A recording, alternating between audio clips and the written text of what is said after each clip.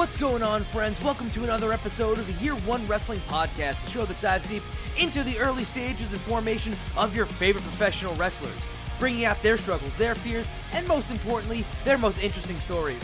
I'm your host, the King of Chaos, Logan Black. Thank you so much for checking us out. Whatever platform you enjoy your podcasts on, we are all about showing love here. So if you dig what you hear, you just feel like being awesome, go ahead, hit the subscribe button, share, retweet, tell a friend, do whatever you can to help us get the word out on the show. Lots of stuff in independent wrestling having gone on in the past week or so that I am really stoked about. This week's guest, Iron Rip Byson, one half of the tag team Mutually Assured Destruction, involved in Limitless Wrestling's Vacation Land Cup, went one-on-one with future guests of the show, Big Beef Gnarls Garvin, ridiculous show. Honestly, just look at what's on there. Christian Casanova walking away with the win, legitimately, in my opinion, possibly the best wrestler on the independent scene right now. Just a ridiculous card. In addition to that, I'm catching up right now on Synergy Wrestling's Women's GSI. Where am I watching all this stuff? Of course, it's on independentwrestling.tv. You can get the app, you could watch it on your computer, your laptop, whatever. You can check it out. There are thousands and thousands of international independent wrestling shows left and right. You could check out so much going on over there. And hey, if you do not have an IWTV account, the great thing is you could sign up today with the promo code Logan Black. That's all caps, one word, and get your first 5 days free. Like I said, I'm checking out Synergy Wrestling. I'm checking out Limitless. They're doing the show The Road every single week. So much more going on there. I was checking out a show from Smash Wrestling up in Canada, an all-women's show. The opener, Casey Spinelli versus Rosemary.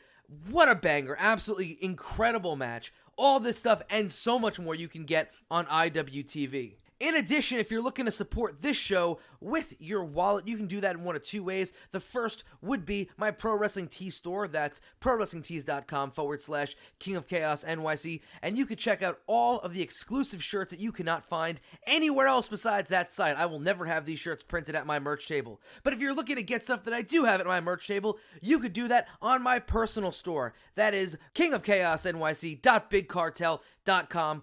All the shirts that I have usually at my merch table, plus 8x10s. I'm sending out free stickers, plus more, with every order that goes out until 2021, probably after, but we're going to keep that quiet for now. So go ahead and check those out if you're looking to support this show. But again, every share, every retweet, anything that you do for this show on social media and beyond is greatly appreciated by yours truly. Now back to this week's guest, Iron Rip Byson. The dude is a beast. I have wrestled him so many times. A stalwart of the New England scene, but you could see this guy literally anywhere, or at least you could before COVID shut everything down. The dude, along with his tag partner, again, future guest of the show, Perry Von Vicious, have been tearing up the tag ranks. Chris and I faced them at Blitzkrieg Pro. We faced them at Limitless. I've gone one-on-one with Rip, and we go into detail about that match on a very personal level in this episode. Rip is one of those dudes who I've known for years, kind of went through a gimmick transformation over the last, I'd say, 1.5 to 2 years, totally changed up his entire persona, and it has done wonders for him. I mean, seriously, the dude was a phenomenal wrestler since day one, but at this point, I think more people are starting to notice because they're taking him seriously. Again, this is something that we talk about on the show and we get into great detail on. I'm not going to hold back any further. We're going to go right into it. Iron Rip Byson on the Year One Wrestling Podcast.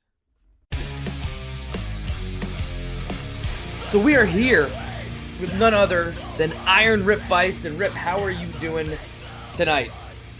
Another day on this lovely rock that we live on. Another day. Let's hop right to it, dude. Do you have any background in athletics at all? Oh, hell yeah. My entire life.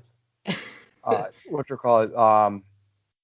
how I met most of my friends and stuff, was athletics and everything. My parents raised me as a big jock, so so I was playing.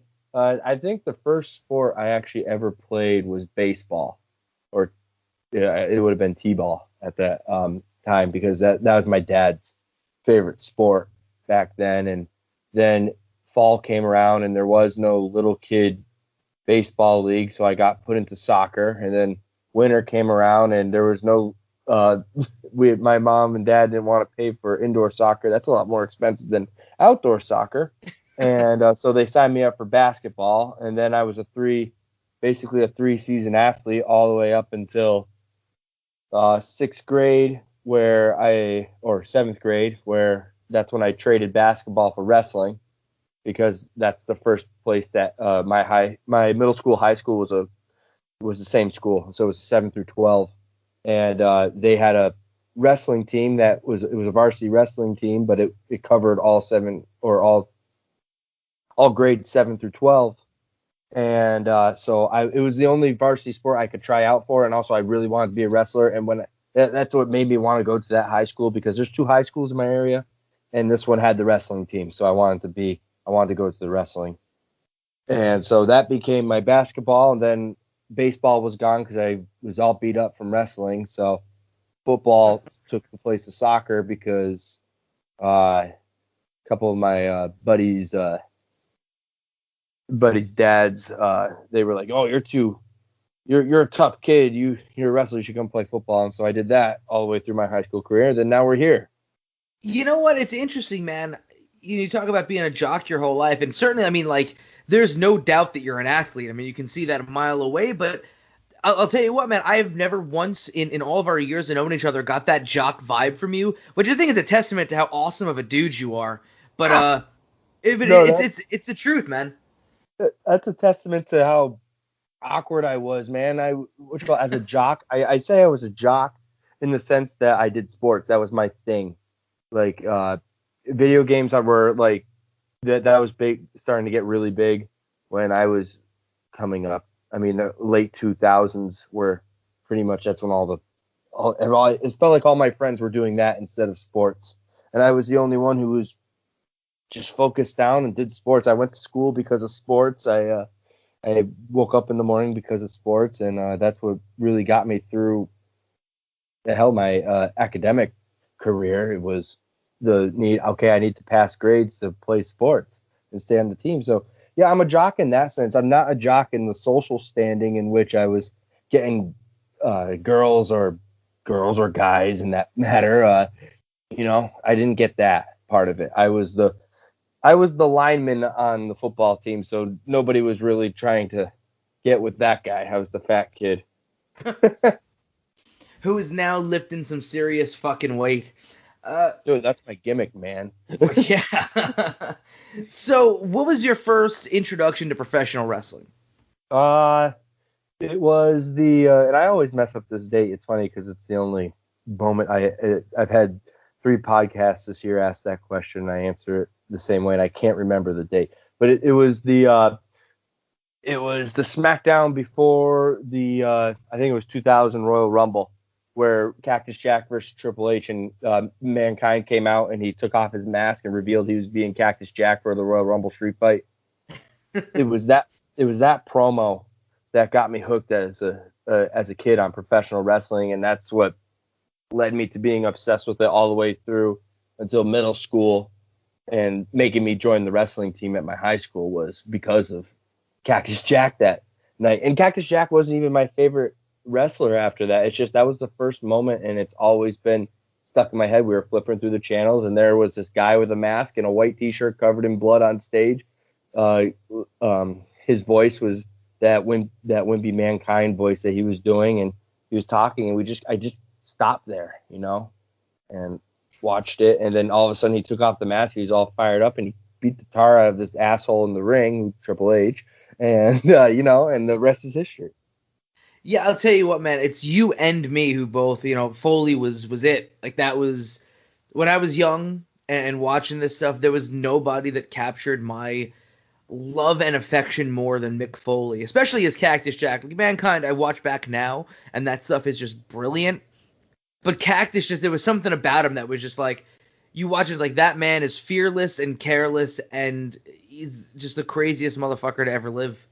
Yeah, going back now, I realize how much Cactus Jack has, or Mick Foley in general, has influenced my mindset about my matches and about how I want to do my work in the ring, because he just was so giving to it. And, that's what I feel. He had such a passion for it and wanting to perform for the people. And I might sometimes come off as a callous person, but, the main goal at the end of the day is our job is to entertain people, and I just want to entertain it. And the best way to entertain is to give 100% of my body, like, and much like Mick Foley did to the detriment of his health, you know. But that's where my mentality is. That's why I'm fine with going through the chairs or getting dropped on my head on the outside of the ring or falling off getting superplexed off of a 15-foot ladder, which was stupid. But hey, that's why I do it. It's because somebody's going to take that away and say, "Wow, that was pretty awesome." You and me both. Poor decisions with our bodies on a consistent basis. Yeah, we'll be potatoes in chairs doing this in like 15 years. So where did you get your start? What do you call it? There was only 2 schools that had websites in 2012 when I was looking for pro wrestling schools in New England area. It was Top Ropes, Lockup, and then there was New England Pro Wrestling Academy. And the only one of those sites that was updated since 2008 was New England Pro Wrestling Academy. So I went there.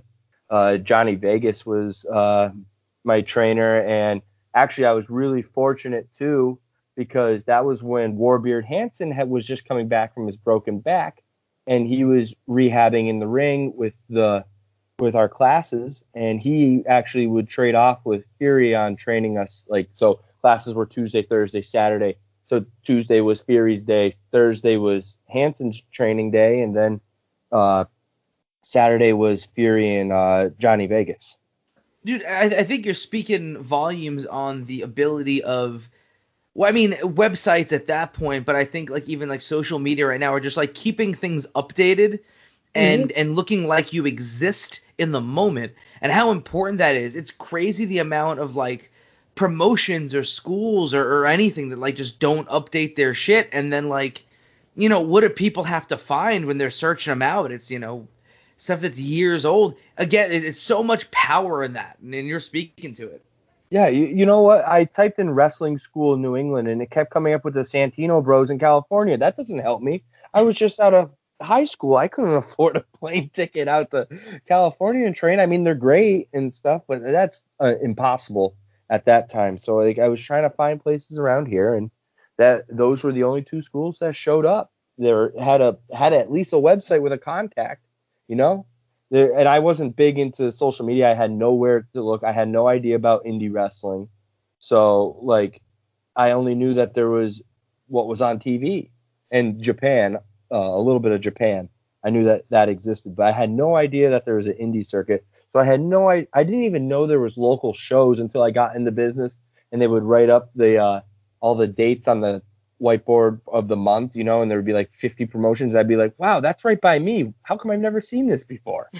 And then now I see wrestling shows everywhere, Dude, it's crazy that so many spots just decide to kind of like not promote shows. Like, that's a crazy thought to me, whereas like you're a wrestling fan, you're living in this town and you've got a show nearby, and they have not even marketed towards you. Like, you did not see it. That to me is like complete and utter failure of a promotion. I've seen that happen firsthand from like plenty of places. When we'd go out and like promote on Staten Island, we talk to people and they'd be like, yeah, no, I'm a wrestling fan, and I never knew that there was wrestling on Staten Island. It's like, well, what are we doing wrong there? And there was, obviously a lot being done wrong, but that's, neither here nor there. But the point being is just like, how is it that you could run a local show and then wrestling fans locally don't know about it? Again, it's a complete and utter failure on being able to get your name out there.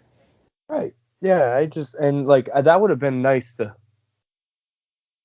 get my feet wet with indie wrestling in that sense, being able to watch shows, because I was just ready. I thought wrestling training, I figured there was a school outside of WWE. WWE couldn't have all of the wrestlers in America. That's just silly.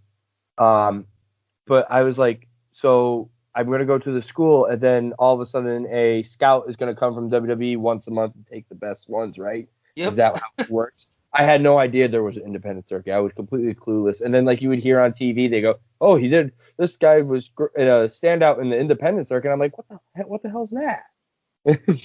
So, and here we are. So talk to me about your first day of training. What did you guys do? I stood outside the ring and watched, because that was one thing they were really slow to break you in. Oh, I think They taught me how to run the ropes, or at least partially run the ropes. The whole first step off the rope, you'd go do that about 300,000 times. And then at the end of the class, after I watched most of it, they said, all right, get in the ring and we're going to go over bumps. And I took my first back bump and knocked myself out. And they said, okay, you're done for the day and come back Thursday.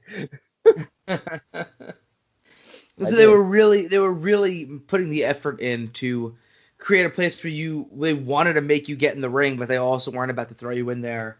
Yeah, they weren't gonna. They knew I had a very successful background in wrestling, because I made sure to say that. I didn't know if that, me not knowing independent wrestling and stuff like that, I didn't know how much of my background was going to be important. So I made it clear that I was a state champion amateur wrestler.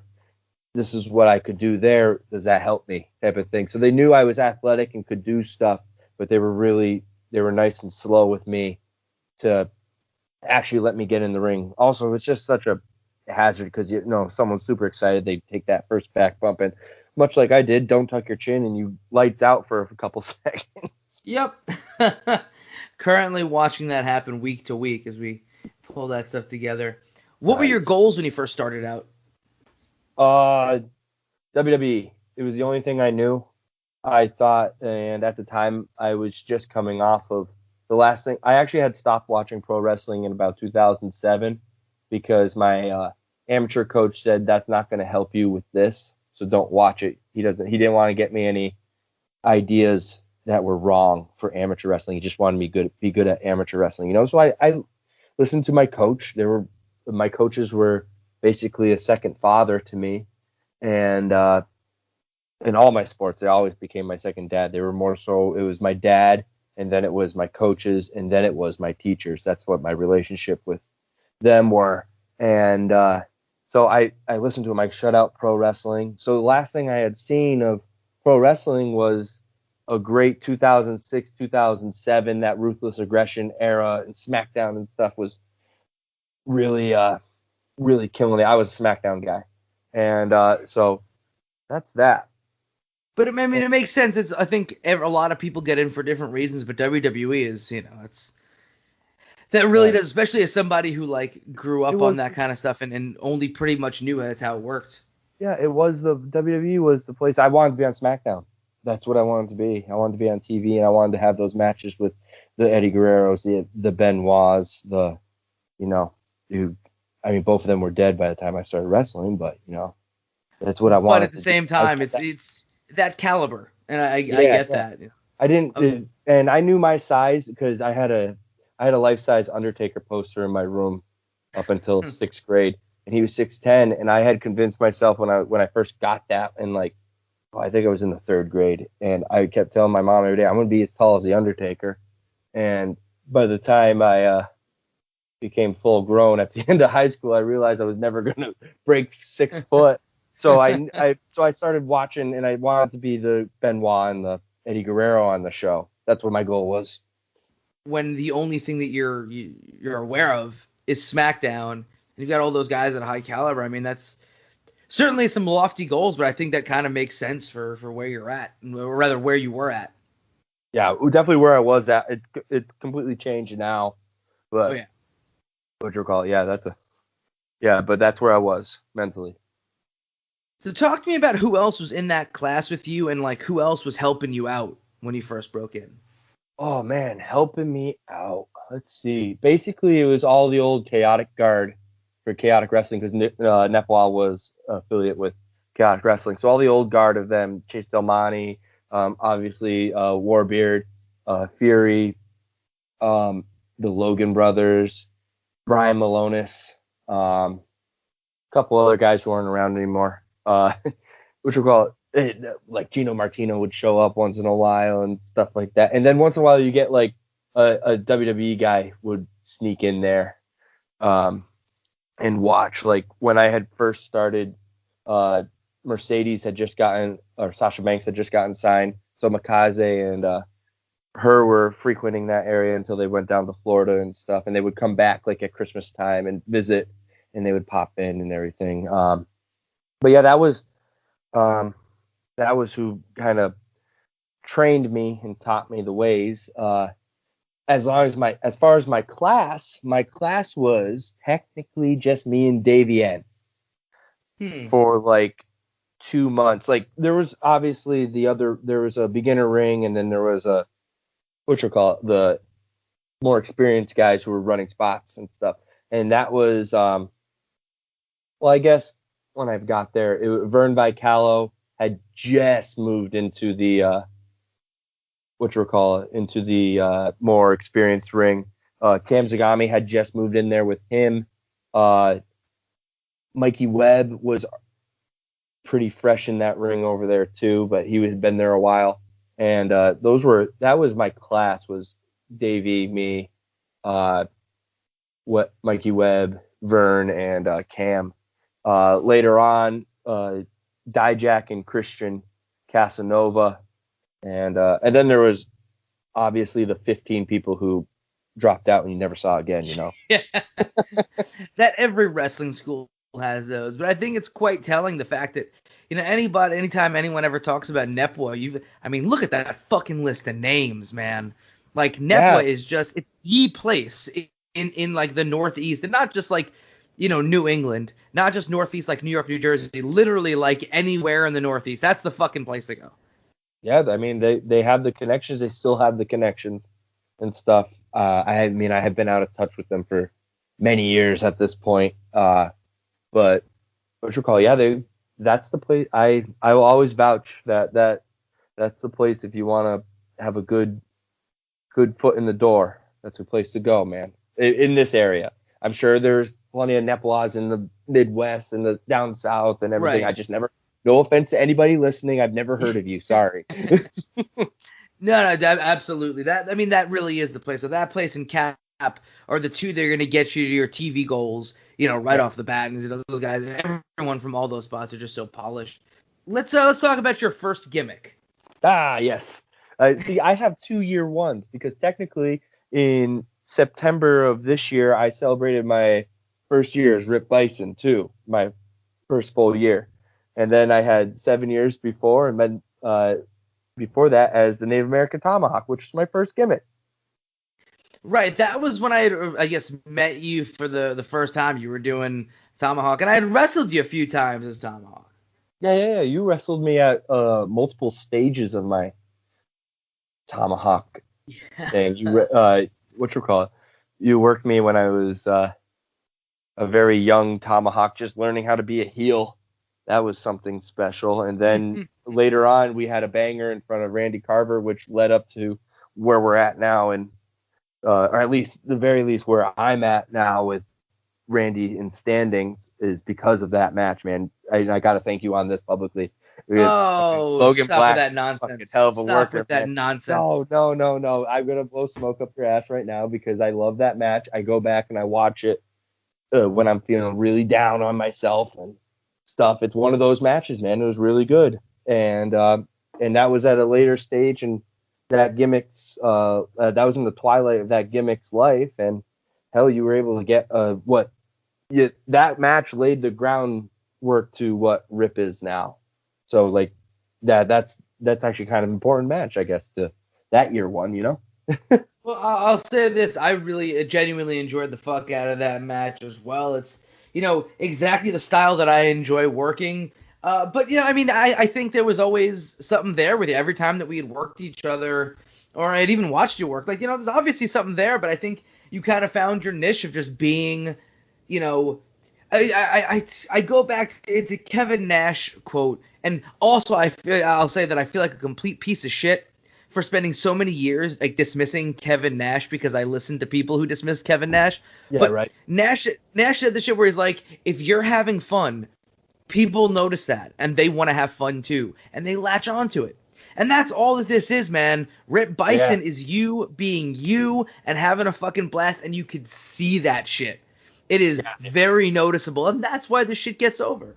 Yeah, I could definitely attest. My attitude in the towards my matches and everything is a lot better. And I've actually had Mike McCarthy came up to me the masshole Mike McCarthy.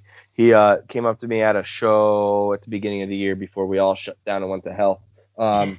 He came up to me and said, "You're really enjoying this, aren't you?" And I'm like, "Well, I've always enjoyed wrestling." He's like, No, I meant this. You're actually like happy in the locker room. You're not miserable. You're not like not overbearing, but like my standards aren't as high for my ability anymore and stuff.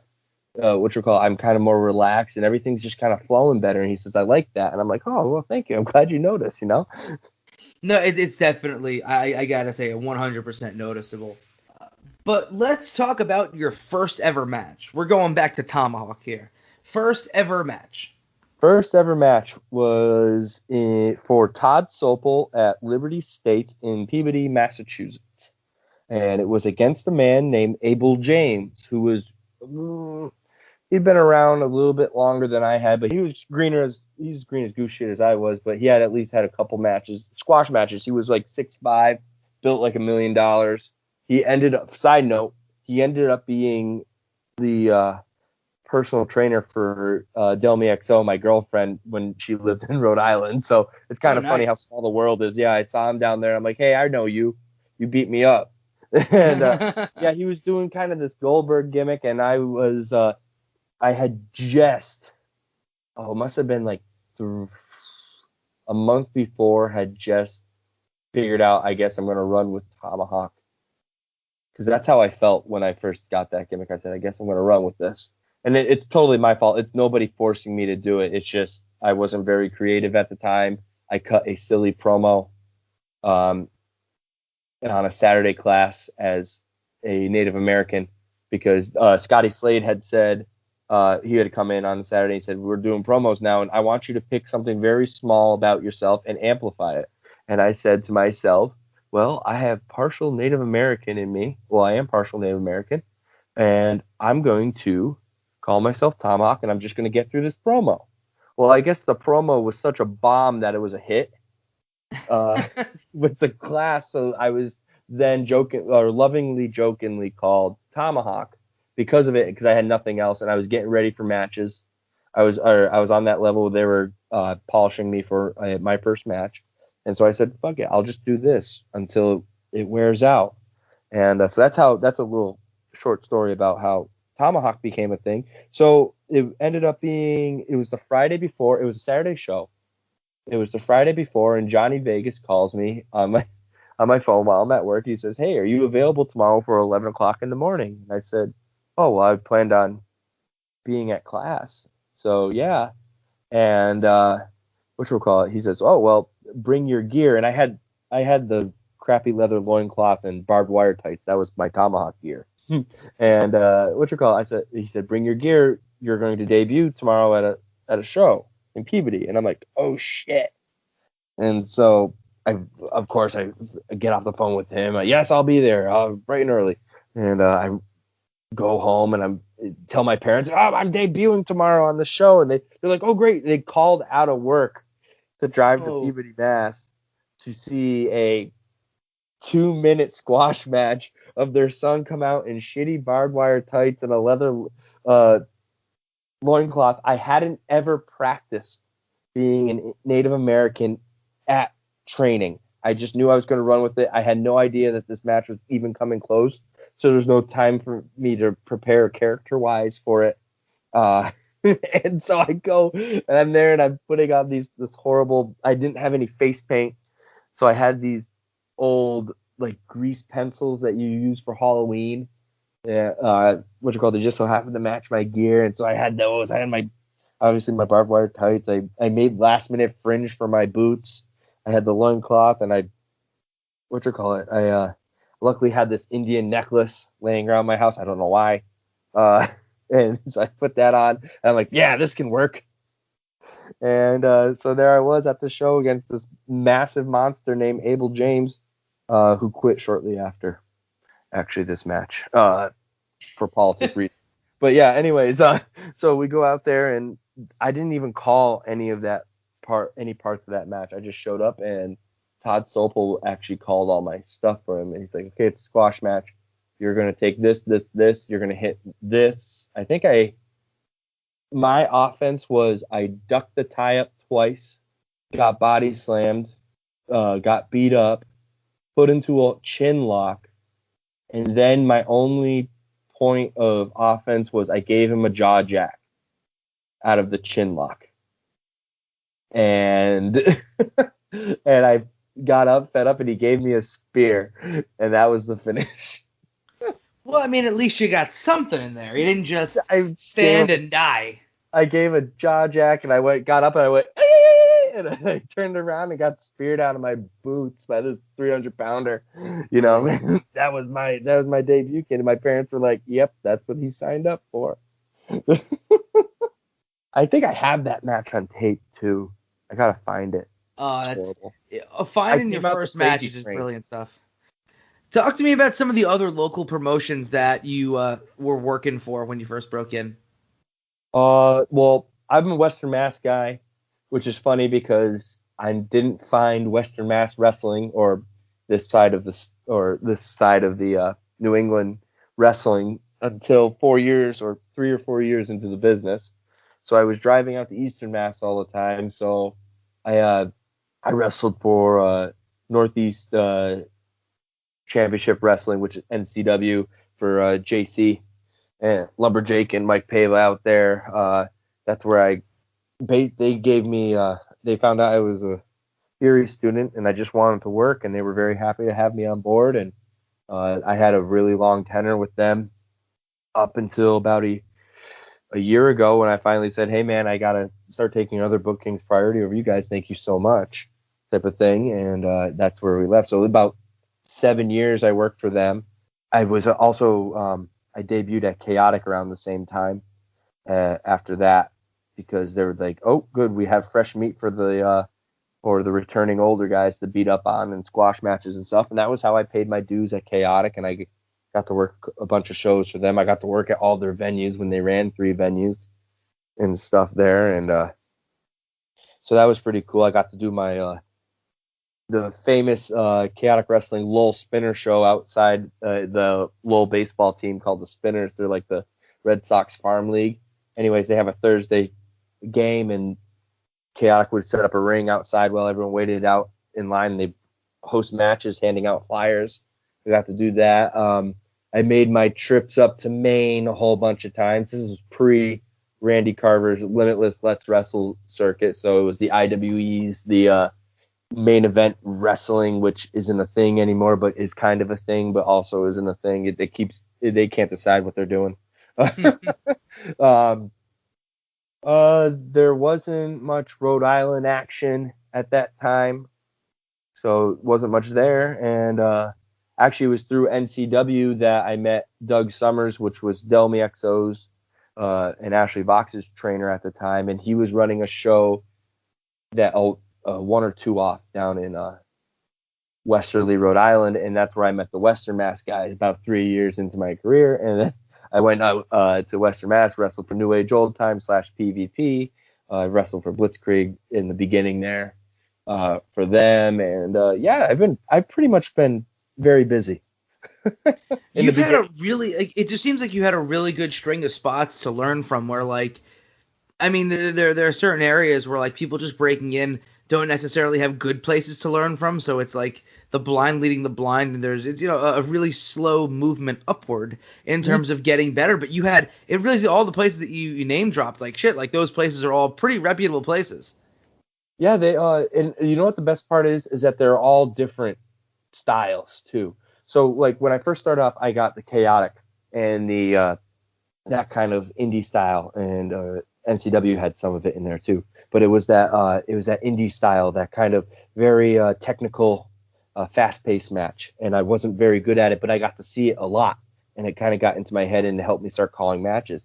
And then when I went and got into Western Mass, that's when I met the guys like Johnny Idol, the Aaron Morrisons. Tunis was pretty much there, ZPV, those guys. They were like, whoa, partner. That indie stuff over there might work over there, but you need to slow it down here, and this is how we tell a story. And that's when all of a sudden it became very character driven. So I got so my fundamentals were very strong. And then I came into here, and so I could work a match with these guys. So they're like, okay, this is how you tell a story, kid. And boom, that's when I learned how to work the Carney style. And now I can call matches on the fly just based off of how the crowd's reacting to you, you know? And so I learned that style next. And then once I combined all those two styles is when I really started branching out, and I got my Canadian bookings, and I started going down south a little bit to New Jersey and New York for CZW, and I got to see that style and bring that into my big mixing pot of styles, man. And it really helped me become what I am now.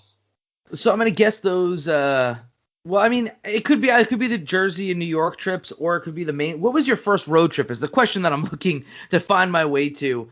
But, okay, road. I mean, now it's gonna be one of those. I'm assuming. Every trip was a road trip for me. I was driving. The closest show to me in the beginning was 2 hours away until I found Western Mass wrestling scene.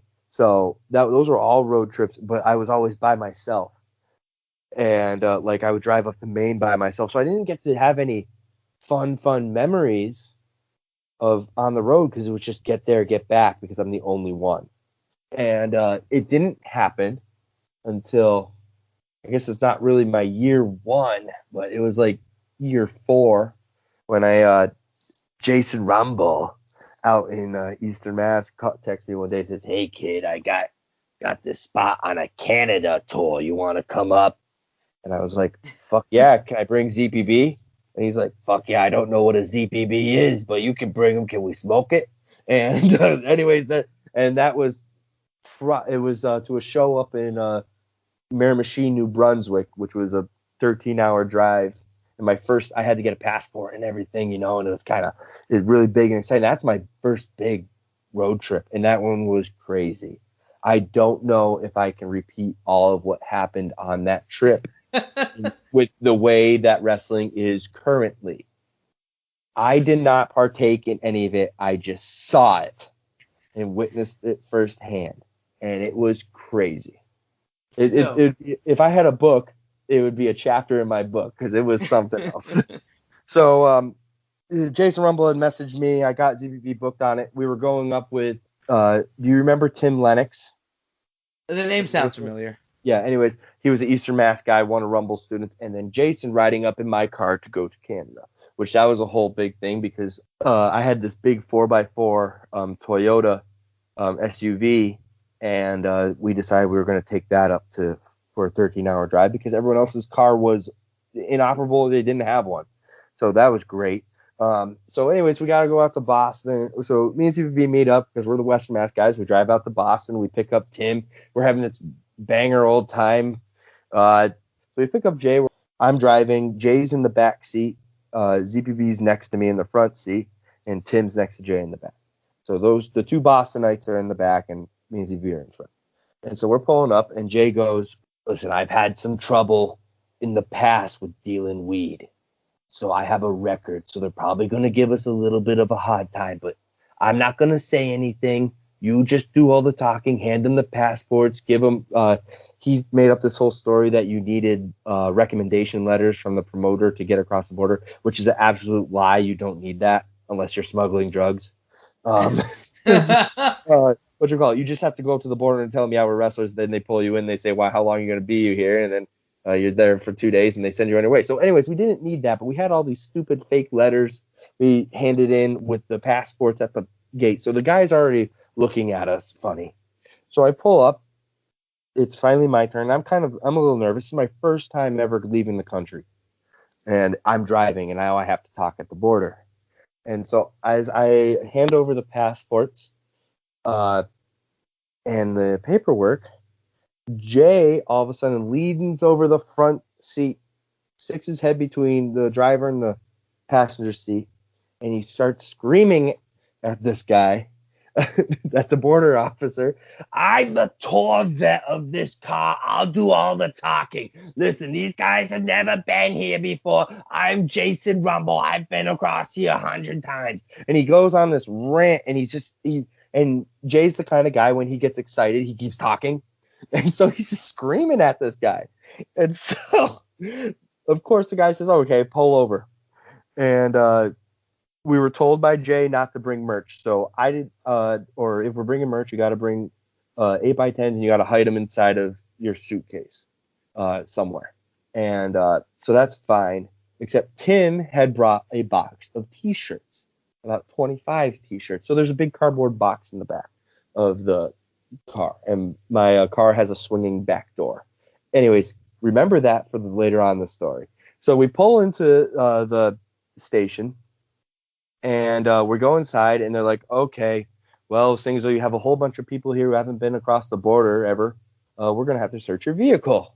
And you don't have any merchandise or anything that you're trying to get money, yada, yada, yada, over our border and stuff. And we're like, no. Jay told us to lie about it. And we're like, no, we don't have any of that stuff. So the border officer goes out to the car, and he opens up the rear hatch, and Tim's box of T-shirts slides out and hits him square between the eyes, dude. Oh, man. Write that for a movie. And it opens up and spills 25 T-shirts, brand new, all over the ground with price tags all over them. So now he's got hit in the face with this cardboard box. Now he's pissed that we lied to him. He's pissed about this. So they proceed to tear apart all of our luggage right there. And they actually wrecked a headdress of mine. Because I was Tomahawk at the time. And I was kind of upset about that. But, I'm not going to tell the guy with the gun not to, hey, that's my fake Indian headdress, So they tore us apart, and they wrote down every piece of merchandise that we had. And so then we go, and they're like, okay, well, you're going to have to go pay taxes for this if you're going to bring across the border. So we have to go across the customs. And this is where Jay opens his mouth again. They're like, so why do you have all this merch? And these guys were clearly annoyed with us. They probably dealt with Jay a bunch of times because they all seemed like they recognized him.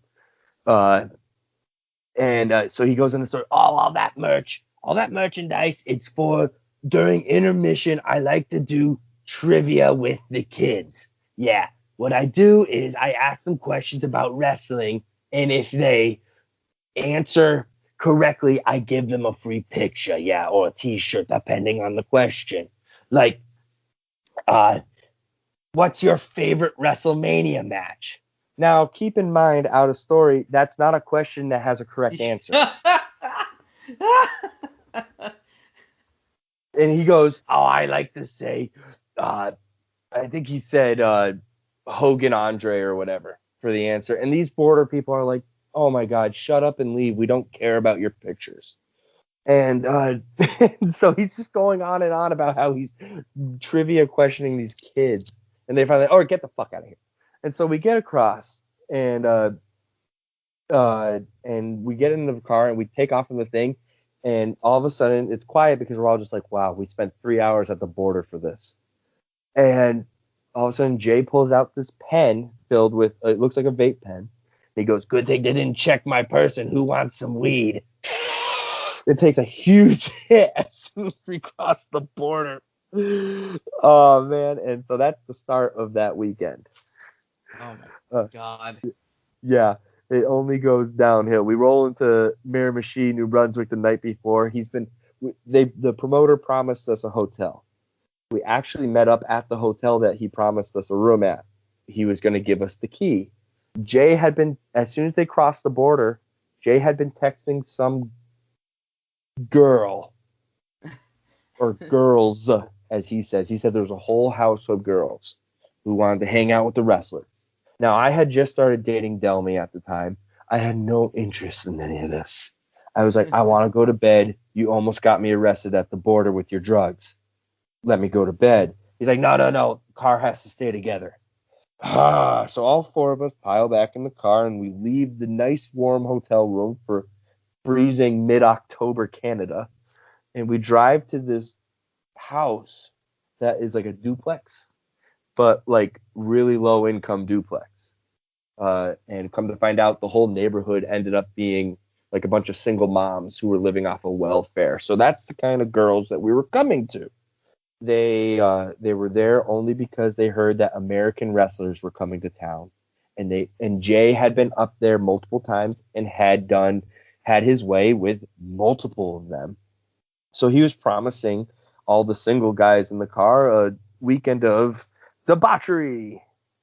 And so we get to this house, and we will forever call it the crack house because it looks horrible. It's a rundown duplex. Compared to all the other duplexes, this is the worst one. And we go in there, and it's not girls. It's three girls.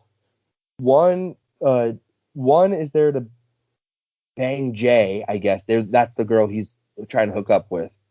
And then the other two were just friends of hers, and they one of them was married, and the other one had no interest in any of us. She ended up becoming that night ZPB's fiance. Anyways, yeah, so she was the third one, and so we get there and we're like, all right, can we get some food and stuff at least because it's 10 o'clock at night. We had this horrible day. We're here at this crack house, and Jay's rolling up drugs. And so we're like, okay, whatever. And so they're like, no, we're going to go to a bar. They have food.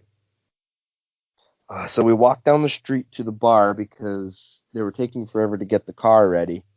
I don't know why we weren't taking my car. But anyways, so we walked down the street, the bar wasn't a quarter mile away. It was a mile and a half away in the middle of the night. We go to this freaking horrible bar. We're all drinking off of this shitty fucking Canadian beer, whatever they have up there, Molson. Anyways, I wouldn't know. They're all getting. Jay is trying to loosen up this girl who's already so loose about him that she was practically undressing when we walked through the door. And he's like, trying to butter her up and stuff, and it's like, oh my god. And so ZBB and I get drunk, and we we do some karaoke and stuff and have a hell of a time. The Canadians didn't realize that we could sing such great karaoke here in America, I guess. And so we go back to the house, and that's when Jay goes, all right, time to go, lights out, time to go to bed. So ZPB leaves to go with this girl who's soon to be his fiance because she's like, oh, I'm drunk, can you walk me home? And Tim and I were like, no, you just go, we're going to stay here and babysit Jay. So he leaves with her, she's right down the street. Tim and I proceed to go, and she said it was a guest room. It ended up she had two children that weren't there. She didn't have custody of the children at the time, or she had custody, but they were visiting the father that day. And so they weren't in the house. So the guest room was the kids' room. There was two twin-sized beds, and it was covered in weird toddler toys. So Tim and I are two smelly, tired, drunk wrestlers laying in these little kids' beds. And then we're like sitting there, and I'm like, I need to go to the gym tomorrow, Tim. So we made like a blood oath that we're going to the gym tomorrow. And so we're about to fall asleep, and all of a sudden we hear like that speed for a half hour straight. It's Jay in the basement with the mother of these two kids that were sleeping in the bedroom.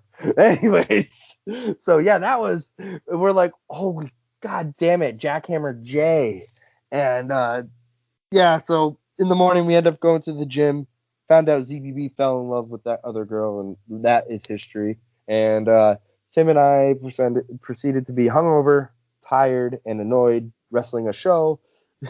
And then we had to do all that crazy shit repeated again because all the boys came over to the crack house after the show. And it was miserable and horrible and long, and I never want to do it again. But it's a great chapter in my book. There's also other details I'm going to leave out, but that's the rough draft of that. That's horrible. That fair. Was my first big trip in wrestling. That's when I knew I made it.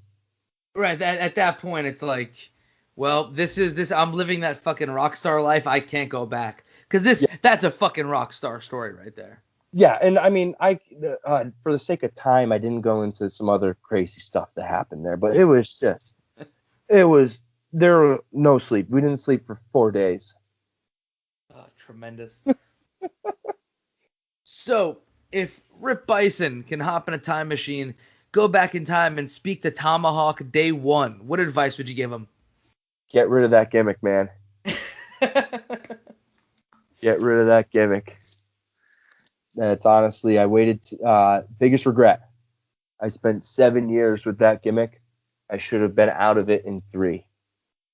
I should have listened to a lot of people from out east, because especially if I wasn't so bitter at the time, because I was seeing all my classmates get opportunities and stuff, and I couldn't pin it on why I wasn't getting those same opportunities. But the answer is because promoters didn't want to touch my gimmick, and because it's a sketch, the times were just changing a little bit more into what we have nowadays, and it just wasn't going to fly. And instead of telling me straight to my face that, oh, hey, change your gimmick, you're a good kid, you have a good you got talent, you have a future, change your gimmick so that we can work with you. Instead, they just said, oh, keep trying, you'll get it one day, you'll break through. So I believed that part, and I just kept trying to force Tomahawk to get over, and I was getting over as him, but it wasn't ever going to get past what it was. So that's what Rip would say to him. He said, get rid of that gimmick, dude. There really is a lot of truth to, being true to yourself, which I think, you are a walking example of. It's, the second you become true to who you are and more about the character that you should be portraying, boom, fucking everything just lights up and it's green lights straight ahead for you. Yeah, this isn't even a character for me. This is me. Yeah, it makes such a difference. Yeah, it is. It's crazy. I don't know if you ever had that feeling, but that one day when, like, I think actually it happened with when Randy booked me against Warhorse in the beginning of this year, and I realized, oh shit, I had jumped up from, local guys, working local guys and having a good match with them. All of a sudden, I was working a guy who was nationally known, maybe internationally known, and I was like, that was the big wake up call. Like, holy crap, this is what I was missing out on, and Right. And like being true to myself got me, or me realizing that I had to be myself is what got me to this point now. And so, like you said, all of a sudden, Rocket was on rails, man. It's just going. So we're getting to my favorite question of the podcast, because I've got a theory. And that theory is that the oddest, weirdest, most unique people that you ever meet in the world of professional wrestling all manage to come into your life in the first year. So Iron Rip Byson, who, in your opinion, in that first year was the oddest, weirdest, most unique person that you came across? There are so many. Oddest. Wrestling collects them is really what it comes down to. Yeah, and and like I said, I was so spread out with where I was going. I mean, I was wrestling somewhere different every weekend. Walking in, oh my God, that's a hard question. It'd have to be someone from Maine. I don't know if he listens to this. Maybe he'll listen to it because he sees me on it, and he'll be like, oh, I wonder if he said anything. There's this guy named Ryan Michael Colson up in Maine, and he ran a show that wasn't part of any of the other main shows that happened like monthly or bi-weekly up there. He had like maybe 4 shows a year, and they were all fundraisers type of thing. But his name was Ryan Michael Colson, and he looked like Shawn Michaels with a bunch of skin tacks all over it. Oof. And he wore Macho Man's Randy Savage gear, the arm tassels, the tassel pants, the cowboy hat. And he came out and he wrestled like Macho Man and Shawn Michaels put together, but obviously not like Macho Man and Shawn Michaels put together, And yeah, he was his pay for, and I think what made him weird was what his pay was. Is that he was going? We left before that because that's another story, which we're about for a different time. We had left early because we were so creeped out of this main city. We were just like, let's get the hell out of here. And he texted us the next day. And he's like, "Where'd you guys go?" He set us up with a cabin, like in the town. He rented a cabin up in Maine for us to stay in. It was really nice. It'd be a great vacation spot. But we were so creeped out by the town that we just stayed there for like 2 hours and drove home. And he texted us in the morning. He's like, "Oh, I went fishing like at like 2:00 in the morning for lobsters. I was going to cook you lobsters for breakfast as part of your pay." And we were like, "Well, I mean, you could have told us that yesterday. We would have stayed. Lobsters for breakfast. Holy crap!" But yeah, he was a pretty strange cat. there's a handful of Canadian guys that they're all, I don't know where they're living, man. Some of those guys are stuck in 1989 WWF. Like, holy crap. I don't know where they are. And then obviously there's some, DJ Hyde was one of the strangest guys I've ever met. I could attest. But he actually laid the groundwork for me opening my eyes about my gimmick. So I can't knock him. He gave me the best piece of advice because he said, I came in as Tomahawk and he said, oh, so you're a Native American gimmick? What's your gimmick? And I go, I'm Tomahawk. And he says, no, you're a Native American gimmick. So what's your gimmick? Tatanka's cousin? And I was like, shit, you're right. I'm just Tatanka's cousin. And so that was the biggest piece of advice he ever gave me. And then he talked about how wrestling's like sex, and I got really confused. Yeah, he would. That was the thing about him, is where you get like those things where it's like, yeah, he's giving you a fucking stiff advice, but some of it's good, and then he'd go and say something that's like just really disgusting. That was the thing. He sprinkled in like good stiff advice, like wake up call advice, with all of a sudden he's said shit. You know, it was Right. He's just disgusting. I'm glad that he's gone or wherever he went. Yep. No more. As am I. Rip, where can we find you on social media, and let us know anything else you'd like to hype? Oh, what's okay? You can find me on Pro Wrestling Tees. Someone buy my T-shirts. I don't necessarily need money, but I do enjoy money like the rest of us. So type in Rip Byson on Pro Wrestling Tees. You can find me on Twitter at Rip F and Byson. And you can find me on Instagram, which is Iron Rip Byson. Awesome, man. Well, Rip, thank you so much for coming on the show and letting us know your story. I said it earlier on that you always struck me as one of the nice dudes in wrestling, but I feel like it's such a bullshit statement to make, because it's like, oh, that's the baseline. We're supposed to be nice people. But you genuinely are one of those people who, like, if I see you in a locker room, I know it's going to be a good time. I know Chris feels the same way, and I know that when we're booked to work against each other, it's always a fucking blast of a time. You're legitimately an asset. You're an asset to any fucking locker room that you're in, and I'm very happy to call you my friend. So thank you so much for coming on the show, dude. Thanks, man. Anytime you want me on any sort of show to talk bullshit, I'm all down for it. I have stories and stories,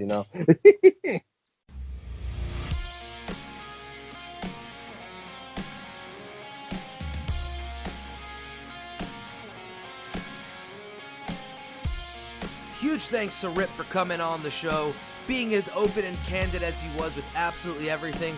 Honestly, it's just great to hear that he is finally on a path that he is so comfortable with in pro wrestling, and again, the world has taken notice. But before we get out of here, you should go ahead and give us a follow on all social media, Facebook, Twitter, and Instagram at year1pod. Also, make sure to subscribe to the channel on your preferred podcasting app and leave a review. Shout out to Heroes for the Bees if you can check them out on Spotify. Shout out to Joanna Robinson for all the artwork and design. Joey Chan on all social media. Shout out to the Funkenstein Wrestling Superstore for sponsoring the show, located at the Englishtown Flea Market in Englishtown, New Jersey, and on eBay. Make sure to check them out and give their Facebook page a like for all your wrestling merch needs. They got a brand new site too, FunkensteinWrestlingSuperstore.com. That'll be it for this episode of the Year One Wrestling Podcast. I'm Logan Black telling you, be awesome to each other. Peace and love.